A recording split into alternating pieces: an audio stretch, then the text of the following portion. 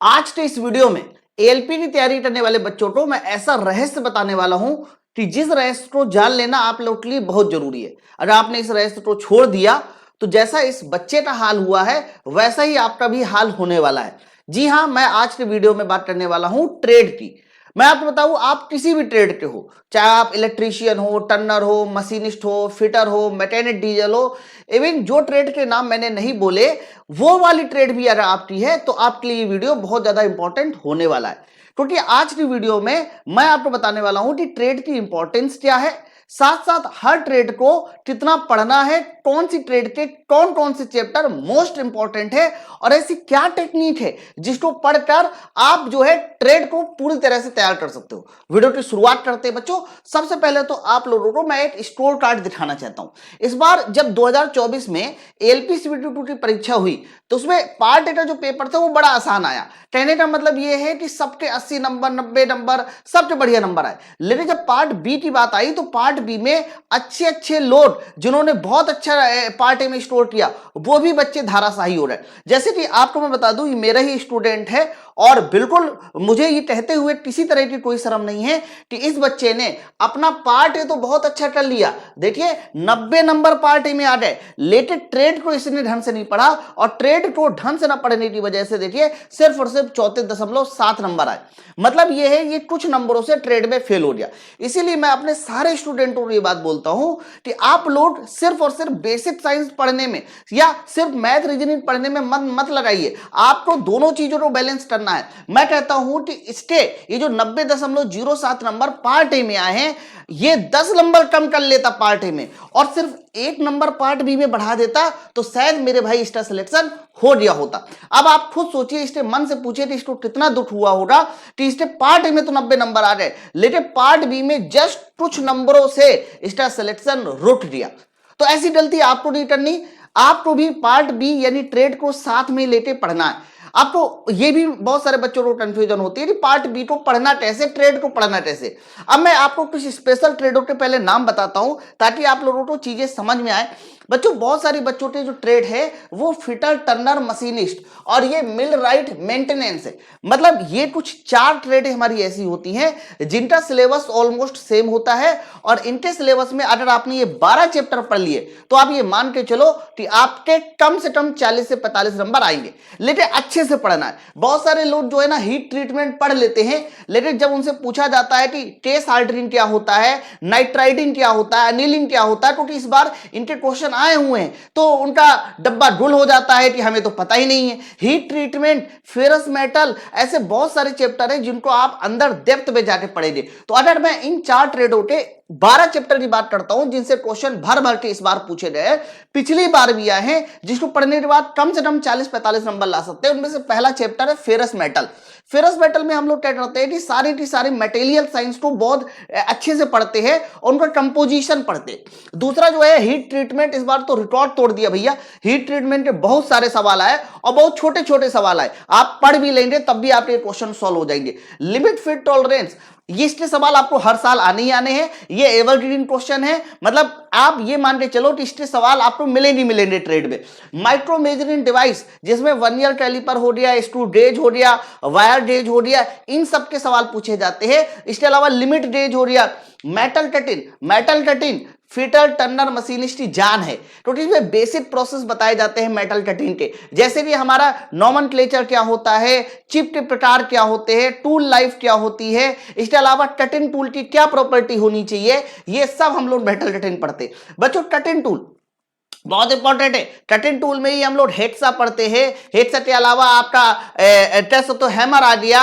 इसके अलावा और भी बहुत सारी चीजें होती है जो हम लोग कटिंग टूल में पढ़ते हैं। ये चैप्टर एक ऐसा चैप्टर है जो लगभग सभी ट्रेडर को पढ़ना है।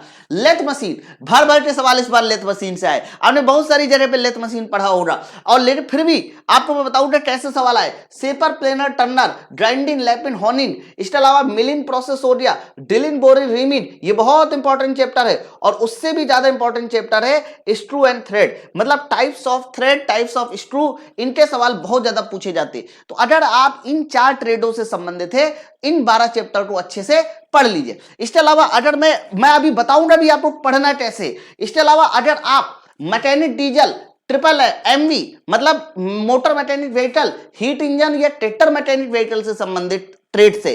तो आपको ये 12 चैप्टर है जो आप लोटली बहुत ज्यादा इंपॉर्टेंट है। आपको कटिंग टूल पढ़ना ही पढ़ना है। इन ट्रेडों में बच्चा वेल्डिंग भी बहुत पूछी जाती है।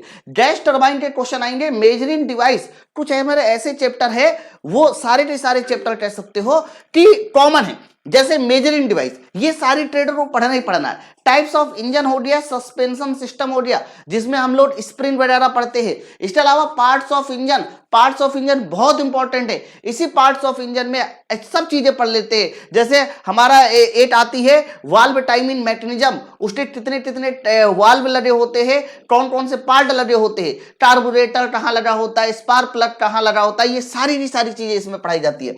फ्यूल सप्लाई सिस्टम बहुत इंपॉर्टेंट है। फ्यूल सप्लाई सिस्टम से हर साल सवाल आता है। कूलेंट एंड लुब्रिकेशन हो गया, क्लच एंड बेरिंग हो गया, बेसिक इलेक्ट्रिकल एंड इलेक्ट्रॉनिक। ध्यान रखना ये तुम्हारे पास मैकेनिकल डीजल ट्रेड वाले बच्चों को पढ़ना है। जनरल फिजिक्स के ही क्वेश्चन आते हैं। अगर थोड़ा सा भी आप इलेक्ट्रिकल इलेक्ट्रॉनिक्स को पढ़ लोगे तो इसके सवाल बन जाएंगे। टायर, व्हील एंड एक्सेल, ये 12 हमारे ऐसे चैप्टर है जो मैकेनिक डीजल, हीट इंजन, इसके अलावा motor mechanic vehicle, tractor mechanic vehicle वाले बच्चों को समझना है। बच्चों इसके अलावा अगर हम लोग बात करते हैं इलेक्ट्रीशियन ट्रेड, वायरमैन ट्रेड या फिर इलेक्ट्रॉनिक मैकेनिक ट्रेड, इनके लिए चैप्टर छोटे छोटे होते, लेकिन चैप्टरों की संख्या थोड़ी सी बड़ी है। जैसे कि मैं बताऊं इसमें कम से कम 18 चैप्टर ऐसे हैं जो आप लोग को पढ़ने। बेसिक इलेक्ट्रिसिटी हो गया, रजिस्टर हो गया, DC theory, capacitor and inductor हो गया, AC theory, cell and battery, magnetism, common tools, यहां पर कॉमन टूल्स आप लिख लो या कटिंग टूल्स लिख लो, सोल्डरिंग, मतलब ये चैप्टर बहुत छोटे छोटे हैं, कंप्लीट कर लीजिए। इसके अलावा अर्थिंग हो गया, टेबल एंड ज्वाइंट हो गया, वायरिंग हो गया, लुमिनेस हो गया, ट्रांसफार्मर हो गया, एसी मोटर हो गया, जनरेटर हो गया, इसके अलावा ट्रांसमिशन एंड डिस्ट्रीब्यूशन लाइन हो गया, इलेक्ट्रिकल मेजरिंग इंस्ट्रूमेंट हो गया। तो ये 18 ऐसे चैप्टर है जो आप लोगों को इलेक्ट्रीशियन ट्रेड, वायरमैन ट्रेड या फिर इलेक्ट्रॉनिक मैकेनिक ट्रेड में आप पढ़ सकते हैं।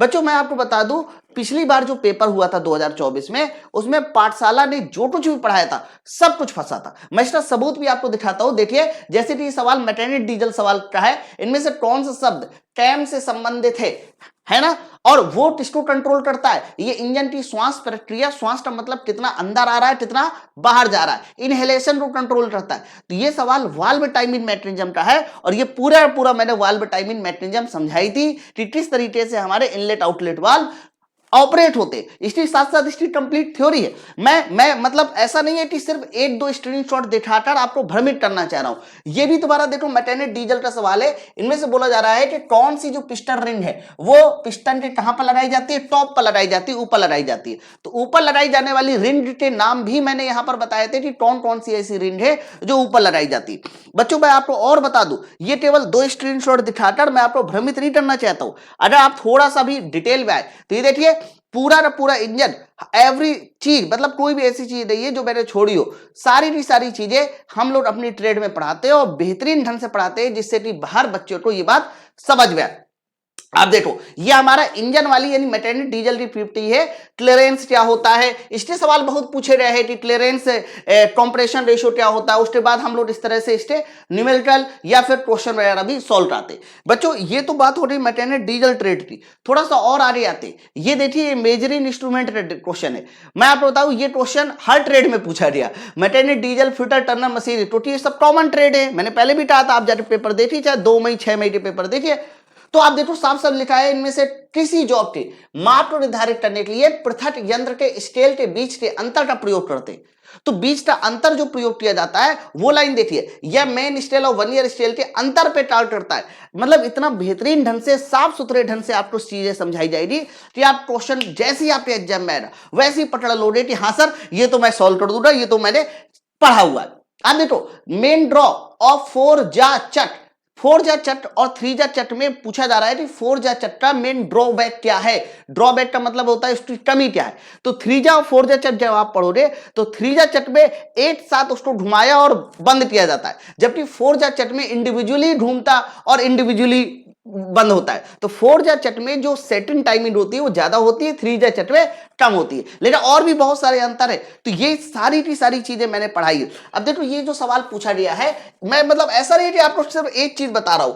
आप जरा गौर से यहां देखिए, ये देखिए, आप जरा गौर से देखिए, ये हमारा लेथ मशीन की पीपीटी है, आप देख पा रहे हैं? तो ये हमारी लेथ मशीन की पीपीटी है। आप देखो कितने बेहतरीन ढंग से पहले लेथ मशीन समझाया कि लेथ मशीन होती क्या है, फिर टाइप्स ऑफ लेथ पढ़ाया कि कौन कौन सी लेथ होती है, इनमें क्या क्या चीजें होती है, बहुत सारी चीजें मैंने समझाई। लेकिन देखो, हम एक बात हमेशा ध्यान रखना, एक मास्टर पढ़ाता आपको सब कुछ है, लेकिन आता उसी के अंदर में से कुछ चीजें हैं। अब देखो, मैंने सब कुछ पढ़ाया, जैसे डियर मैकेनिज्म पढ़ाया कि बैड डियर मैकेनिज्म क्या होती है, कैसे काम करती है, टम्बलर डियर मैकेनिज्म क्या होती है, टेल स्टॉक क्या होता है, टेरिस क्या होता है, ये सारी चीजें मैंने पढ़ाई। लेकिन इनमें से आती तो केवल एक दो चीजें है ना। अब इसमें से देखो पूछा क्या गया है, जैसे कि चट पूछा गया है, चट, तो चट के बारे में समझाया कि कौन कौन से चट होते। अब चट के बारे में सिर्फ 3जा और 4जा चट में डिफरेंस पूछ लिया, जो कि मैंने पढ़ाया हुआ है कि भैया 3जा चट और 4जा चट में क्या डिफरेंस होता है। साथ ही साथ अभी मैं आपको बताने वाला हूं यही सेंटर का ये जो छोटा सा एंगल मैंने लिखा हुआ ना 60 डिग्री, ये भी तुम्हारे एग्जाम में पूछ लिया गया कि भैया छोटा सा ये जो एंगल होता है 60 डिग्री का, ये क्या होता है। ये देखिए, छोटा सा जो एंगल होता है ये भी पूछा गया, मैं आपको दिखाता हूं कहां एंगल पूछा गया। ये देखो, पूछा गया ना कि स्टैंडर्ड लेथ में ये जो एंगल होता है 60 डिग्री का, ये मतलब कितना एंगल होता है सेंटर में। तो ये सारी चीजें मैंने यहां पर पढ़ाई है बच्चों। इसके अलावा देखो, ये देखो, ये वाला नहीं, पहले ये देखिए, ये कंपाउंड रेस्ट मेथड है। कंपाउंड रेस्ट मेथड में आप लोगों को एंगल निकालने का फॉर्मूला पूछा जाता है, मतलब डिटेल थ्योरी सब कुछ मैंने दे रखी है, लेकिन उसके साथ साथ जो है चीजें आपको कैसे करनी है ये आपको देखना है। आप ये वाला स्क्रीनशॉट देखो, ये पूरी की पूरी रफनेस पूछी जाती है कि बताइए जरा। अब देखो क्वेश्चन पूछा जा रहा है, identified the roughness grade number the value of 0.025 micrometre. 0.025 micrometre इनमें से किसकी रफनेस वैल्यू है। तो ये सारी चीजें मैंने याद करवाई है। N12 क्या होता है, N11 क्या होता है, और लास्ट तक जरा गौर से देखिए, N1 मैंने लिखा हुआ है 0.025। इसको भी याद करने का तरीका है, ऐसा नहीं है। तो जब आप पूरा डिटेल पढ़ोगे तो आपको ऑटोमेटिक सारी चीजें समझ में आ जाएगी क्या है क्या नहीं। अब जैसे कि वाला सवाल देखो, which of the following method is not a case hardening process. इनमें से कौन तुम्हारा केस हार्डनिंग नहीं है। ये सब क्वेश्चन कहां का है सर, ये क्वेश्चन हीट ट्रीटमेंट वाले चैप्टर का है। आप देखो यहां पर हीट ट्रीटमेंट वाली भी मैं पीपीटी दिखा दूं, ये हीट ट्रीटमेंट वाली पीपीटी है। पूरा का पूरा देखिए, हीट ट्रीटमेंट मैंने समझाया कि क्या होता है क्या नहीं। इस पर बहुत सारे सवाल इस बार पूछे गए। टेम्परिंग क्या होती है, अनिलिंग क्या होता है। जब आप पूरा पेपर सॉल्व करेंगे ना फिटर टर्नर मशीनिस्ट, तब आपको पता चलेगा कि हाँ भाई ऐसा ऐसा प्रोसेस होता है। अब देखो यहां पर पीएल लाइट क्या होता है, सरफेस हार्डनिंग क्या होता है। देखो ये देखो, सरफेस हार्डनिंग का ही मैंने लिखा हुआ है साफ साफ, दूसरा नाम टेस्ट हार्डनिंग होता है। ये सरफेस हार्डनिंग के प्रकार होते हैं, टार्बोराइजिन, नाइट्राइडिन, साइनाइडिन, फ्लेम हार्डनिंग, इंडक्शन हार्डनिंग, ये सब चीजें प्रकार है। और इसी बात पे देखो आधारित हमारा सवाल पूछा गया है, इनमें से कौन हमारा टेस्ट हार्डनिंग प्रोसेस नहीं है। तो कह देना भैया साइनाइडिन, नाइट्राइडिन, टार्बोराइजिन है, लेकिन टेम्परिंग टेस्ट हार्डनिंग नहीं है, ये हीट ट्रीटमेंट प्रोसेस है। तो मेरे कहने का मतलब ये है कि आप कोई भी पेपर उठा के देखिए, हर एक चीज हमारे माई पाठशाला एप्लीकेशन में फिटर ट्रेड का मिलने वाला है। अब आप सोच लो, आपको डिसाइड कर लो कि आपको पढ़ना कैसे है। और मैं आपको बता दूं, ये जो सिलेबस मैंने दिखाया है सारी ट्रेडों का, लगभग 90 से 100 घंटे के आसपास का होता है। पढ़ लीजिए, मैं आपकी गारंटी लेता हूं कि आपकी ट्रेड फंसेगी नहीं। लेकिन आप लोगों को पूरा पढ़ना होगा, आपको मन लगा के पढ़ना होगा, नोट्स बना के पढ़ना होगा। और ये जो मैंने पीडीएफ आप लोगों को दिखाई ना, ये पीडीएफ आप देखिए कितनी टारगेट साबित होगी। हर तरह की चीजें मैंने यहां पर पढ़ाई है। आप देखो ना, आप स्लिप गेज हो गया, मतलब ये सब क्वेश्चन बहुत भर भर के पूछे रहे भैया। और ये मत सोचना कि इस बार जो है सर स्लिप गेज तो आया नहीं, इस बार तो वर्नियर कैलिपर आया है, तो हम लोग सिर्फ वर्नियर कैलिपर पढ़े रहे। तो इसका मतलब ये थोड़ी ना है कि इस बार वर्नियर कैलिपर आया है तो अगली बार जो वर्नियर कैलिपर ही आएगा। हो सकता है अगली बार हमारा रिंग गेज पूछ ले, अगली बार स्लिप गेज पूछ ले, लिमिट गेज पूछ ले। तो ये सब चीजें आप लोगों को मेरे भाई पढ़ के जानी है। एक चीज पढ़ने के भरोसे मत पढ़ना। इस बार साइन बार बहुत पूछा गया है। तो ये सारी चीजें पढ़ने के लिए सिर्फ और सिर्फ आपको माई पाठशाला पे आना है। माई पाठशाला पे फिटर टर्नर मशीनिस्ट आपका बैच, इसके अलावा heat engine, diesel mechanic, tractor mechanic, RAC का बैच, इलेक्ट्रीशियन, इलेक्ट्रॉनिक मैकेनिक, इन सारी ट्रेडों के बैच आप लोगों को मिल जाएंगे। आपको करना क्या है, सबसे पहले भाई साहब प्ले स्टोर पे जाकर एक बार माई पाठशाला एप्लीकेशन को प्ले स्टोर से डाउनलोड कर लो।